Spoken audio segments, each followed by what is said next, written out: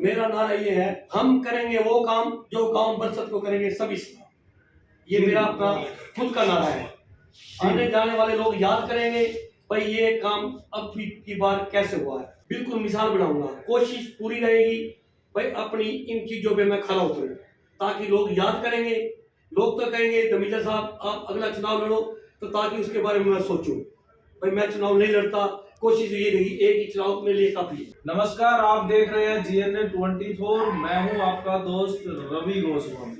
चुनावी माहौल पूरी तरह गर्म हो चुका है। जैसे जैसे चुनाव नजदीक आ रहा है, चुनावी सरगर्मियां उतनी ही बढ़ती जा रही है। हमारा सफर लगातार जारी है। आज हम पहुंचे हैं घरोंडा हलके की एक बड़ी पंचायत बरसत में, जिसको मंडल का दर्जा दिया गया है, लेकिन सुविधाओं का अभाव अभी हम देख कर आ रहे हैं। बहुत सारे हंगामे इस बरसत गांव में हमने पिछले दिनों में देखे। हमारे साथ है बरसत ग्राम पंचायत से सरपंच पद के उम्मीदवार हरीश धमीजा जी। उनसे बात करेंगे कैसे वो इन समस्याओं को फेस करेंगे और क्या रोड मैप उनके पास इन समस्याओं के लिए तैयार है, कैसे वो जनता को आश्वस्त करेंगे। धमीजा जी, आपका स्वागत है हमारे चैनल। नमस्कार गोस्वामी जी, आपका चैनल हार्दिक स्वागत करता हूँ और आप यहाँ आने का विश्वास है। Thank you. धमीजा जी, आप सरपंच पद के उम्मीदवार हैं। सबसे पहले आप अपना चुनाव निशान बताएं, क्या है हमारे पास। मेरा चुनाव चिन्ह है फलों की टोकरी जी। आने वाली 12 तारीख को फलों की टोकरी पर मोहर लगाए और मुझे भारी मतों से जिताए जी। फलों की भरी हुई टोकरी इनका जो है चुनाव चिन्ह इनको चुनाव आयोग ने दिया है और इन्होंने इस चुनाव निशान पर मतदान करने की अपील जनता से की है। अब आते हैं बरसत गांव, जितनी बड़ी पंचायत है। पिछले प्लान में विधायक जी ने इस पंचायत को गोद भी लिया, लेकिन समस्याएं यहाँ मूल खड़ी हुई। एक एक करके हम बात करेंगे। सबसे पहली समस्या अगर मैं कहूँ तो गंदगी आपके गांव में बहुत है, उसके लिए आपके पास क्या हुआ। बरसत के अंदर इतनी गंदगी हुई है इसका कोई हिसाब ही नहीं है। पिछले 5-7 सालों से जब से ये नवा सरपंच बना हमारे गांव के अंदर, उसने सफाई की तरफ कोई भी ध्यान नहीं दिया और मैं कोशिश करूँगा इस बरसत की सफाई के लिए अनेक हमारे गांव के अनेक समस्या का समाधान करूं। हमारे गांव के अंदर 4 स्वीपर है और कम से कम भी हमारे गांव के अंदर 10 स्वीपर होने चाहिए। कुछ स्वीपर की कमी के कारण गांव की सफाई नहीं हो पा रही। मैं कोशिश ये करूंगा, अपील करूंगा बीडीओ साहब से और SDM साहब से और खट्टर सरकार से, विधायक से भी अपील करूंगा हमारे गांव को 6 स्वीपर और दिए जाएं ताकि 10 स्वीपर इकट्ठे होकर इस गांव की समस्या को दूर करें। जी, बहुत अच्छी बात आपने कही, क्योंकि बड़ा गांव है, बड़ी पंचायत है, तो सफाई कर्मी भी ज्यादा चाहिए। इस तरह से धमीजा जी ने जो है गंदगी का एक समाधान करने की जो है बात कही है कि शासन प्रशासन से बात करके उनके साथ रिक्वेस्ट करके वो जो सफाई कर्मी है गांव में उनकी संख्या बढ़ाएंगे और गंदगी को दूर करेंगे। दूसरी समस्या मैं अगर बात करूं, पीछे बड़ा हंगामा हुआ था, जल भराव की समस्या यहाँ होती है। अगर हल्की सी बारिश हो जाए, रोड भी जाम हुआ था, उस जल भराव की समस्या के लिए आपके पास क्या योजना। मेरी गांव की जो समस्या मेन है निकासी जी। जो गांव की निकासी ठीक तरीके से नहीं हो पा रही जी। उसमें जो सड़कें हैं ये सारी की सारी नहीं बनेंगी। सड़कें इस तरीके से बनेंगी, जो सड़कों का ढाल है वो बिल्कुल गलत बना हुआ है। जो पानी बरसात आती है, जो पानी है वो सड़कों के ऊपर रुक जाता है।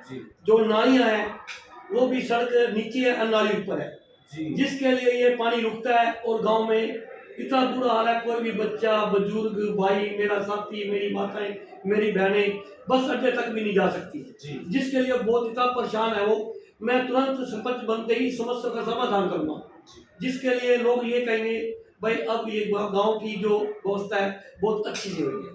जी, जो सड़कें हैं उनको निर्माण कराया जाए और ये गांव की जो गंदगी है मैं हर दुकानदार से अपील करूंगा, हर दुकानदार अपनी घर दुकान के आगे एक कुप्पा रखेगा जिसके अंदर कबाड़ गिरेगा। सुबह उठकर स्वीपर आएगा, वो गंदगी कुप्पे से अपना गंद उठाकर जाएगा, ताकि दुकानदार भी हमारा पंचायत का साथ देंगे और सफाई खुद की खुद रखेंगे। तो वो डस्टबिन जो आप ऊपर कह रहे हो, तो उसकी व्यवस्था पंचायत करेगी या दुकानदार खुद करेगा?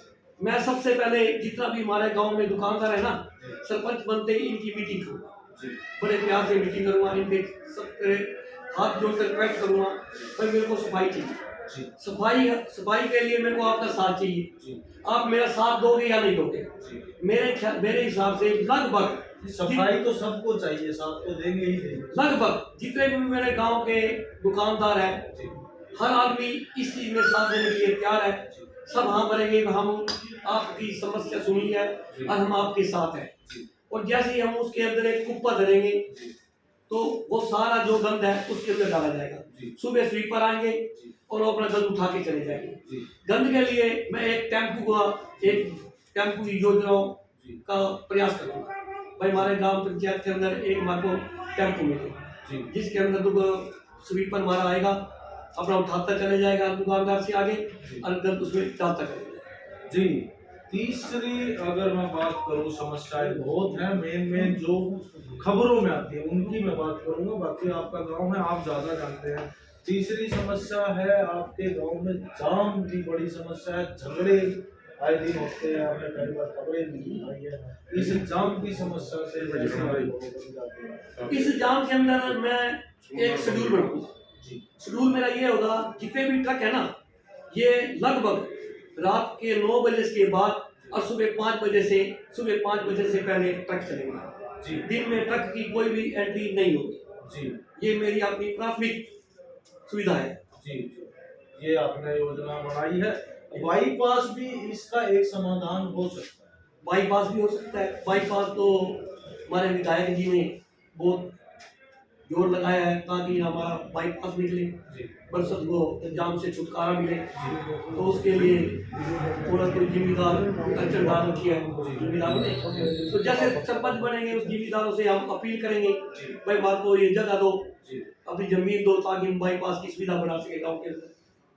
तो आप प्रशासन और विधायक जी के साथ मिलकर लोगों से बात करके इस समस्या का समाधान करेंगे। एक और बड़ी समस्या जो सुर्खियों में रहती है, आपके गांव में इंडस्ट्री है और इंडस्ट्री से केमिकल वाला पानी, कई बार उस पर भी हो हल्ला हुआ है कि वो कहीं भी डाल देते हैं, जिससे जमीन के नीचे के पानी का जो लेवल है, जो स्तर है, वो खराब हो रहा है। इस समस्या के लिए आपके पास कैसा? इस समस्या के लिए तो बहुत कुछ गांव वाले सोच रहे हैं, भाई कैसे न कैसे इस पानी से, गंदे पानी से हमारा छुटकारा होता है।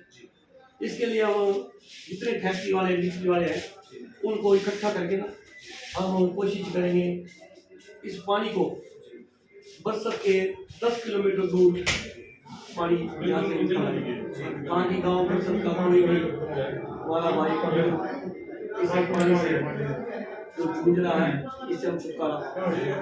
मतलब बरसत गाँव में ये पानी नहीं डाल।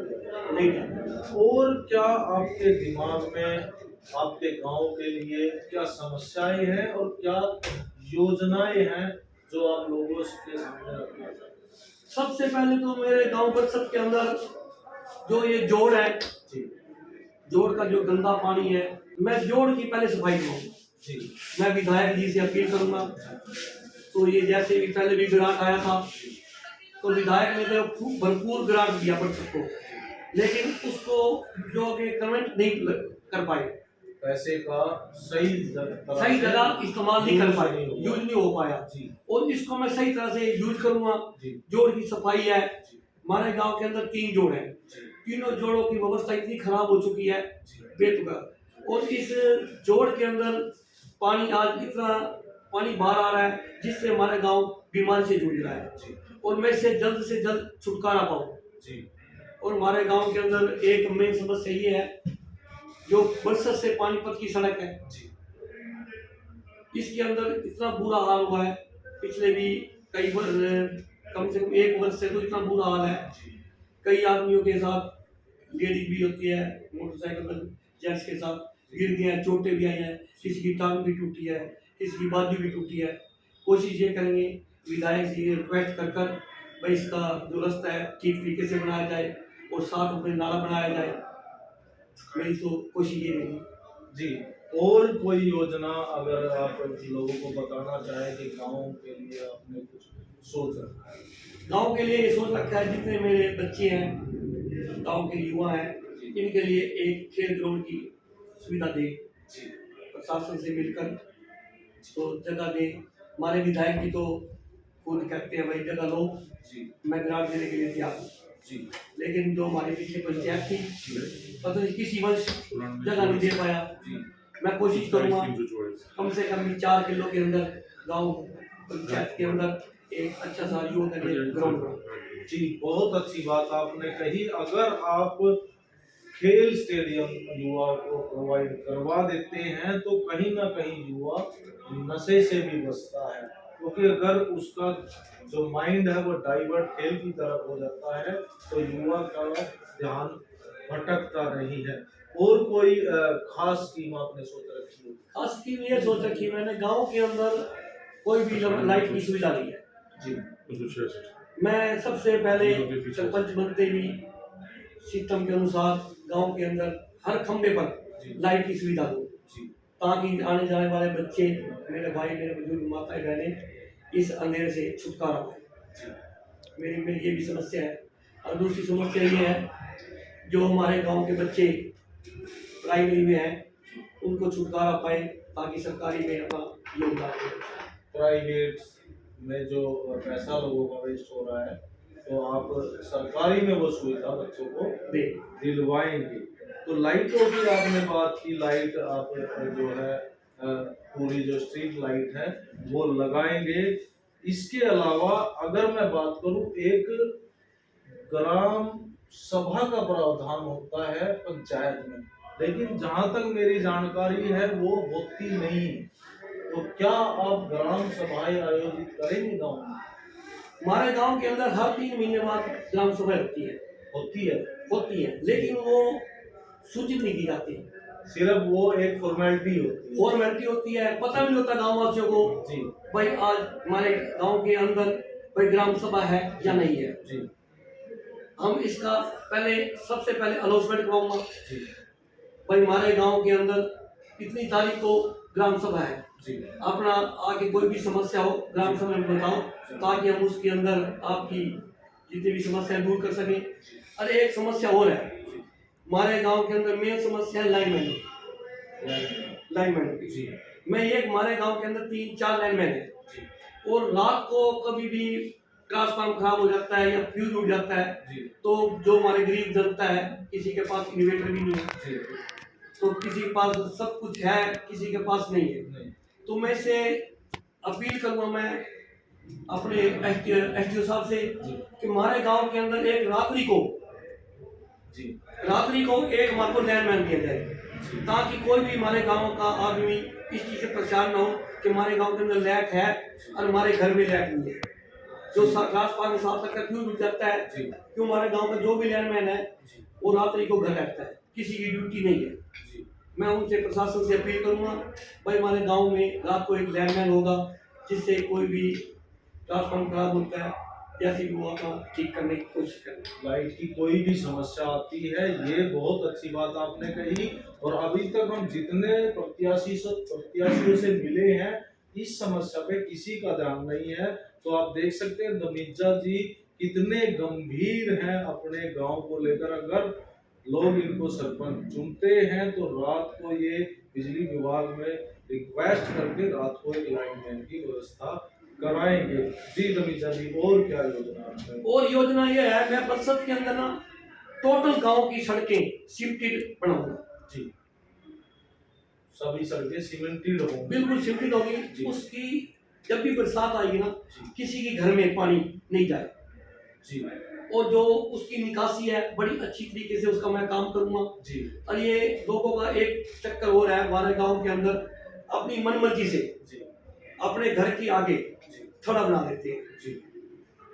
एक तो ये समस्या मैं दूर करूंगा भाई, कोई भी भाई मेरा गांव वासी कोई थड़ा ना बनाए, खुली सड़कें होंगी, आने जाने में लोग परेशान न होंगे। जी, नाले नालियां प्रॉपर होंगे, प्रॉपर और गलियों में जो अवैध निर्माण उनको कहा जाता है वो भी आप हटवाएंगे। तो अंत में जो आपके वोटर है, जो आपके गाँव की जनता है, उनसे आप क्या अपील करेंगे? मेरे को गांव जनता का बहुत ही प्यार है, मेरे साथ है जी अब मेरे को पूरी उम्मीद है अब की बार धमीजा सरकार, और 8वें नंबर पर मेरा चुनाव है। फलों की टोकरी में बटन दबाएं और मुझे भारी मतों से जिताएं, और ताकि मैं गांव बरसत की सेवा कर सकूं। मेरी बस यही अपील है। जी, तो ये थे हमारे साथ हरीश धमीजा, जो सरपंच पद के प्रत्याशी हैं ग्राम पंचायत बरसत से, और इन्होंने लोगों से अपील की है अपने पक्ष में मतदान करने की, और एक नारा भी दिया है, अब की बार धमीजा सरकार। सभी लोगों से अपील कि इस खबर को देखने के साथ साथ शेयर जरूर करें, ताकि धमीजा जी की बात सभी लोगों तक पहुंच सके। शेयर जरूर करते रहे और बने रहे GNA 24 के साथ। मैं हूं रवि गोस्वामी, आज बरसत से। धन्यवाद।